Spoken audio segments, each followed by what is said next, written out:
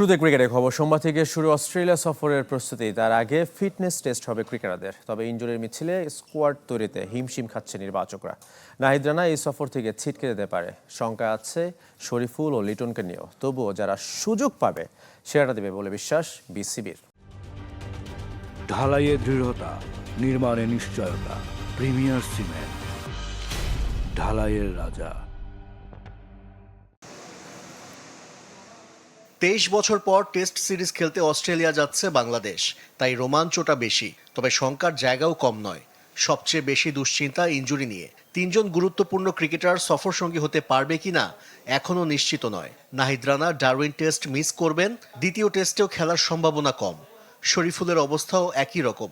লিটন দাস চিকিৎসার জন্য সিঙ্গাপুরে। 15 সদস্যের স্কোয়াড তৈরিতেই হিমশিম খাচ্ছে নির্বাচকরা। তবুও যারা সুযোগ পাবে তাদের কাছে ভালো ক্রিকেটের প্রত্যাশা মিনহাজুল আবেদিনের।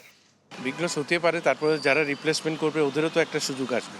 ওরা তো এই প্ল্যাটফর্মটা পাবে এবং ওরাও তো এই সুযোগটাকে কাজে লাগাতে পারবে। তো আমি মনে করি ইনজুরি হতে পারে যে কোনো সময়, এটা তো আগাম বলা মুশকিল।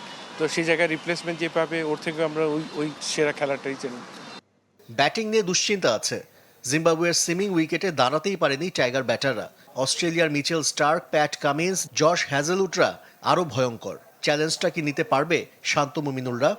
যখনই আমরা টেস্ট খেলছি আমাদেরকে তো এই সমস্ত বোলারদের মোকাবেলা করতেই হবে এবং আমাদের বোলারদেরও ওদেরও মোকাবেলা করতে হবে। তো আমি মনে করি যে চ্যালেঞ্জ যখন নিতে হবে পুরোপুরি নিতে হবে। অস্ট্রেলিয়ার মাটিতে যেহেতু আমরা অনেক দিন পরে সুযোগ পেয়েছি, এখানে আমাদের ভালো ক্রিকেটটা খেলার জন্য চিন্তাভাবনা নিয়ে আমাদের যেতে হবে এবং আমার মনে হয় যে ওই প্রিপারেশনটা ওরকমই থাকবে।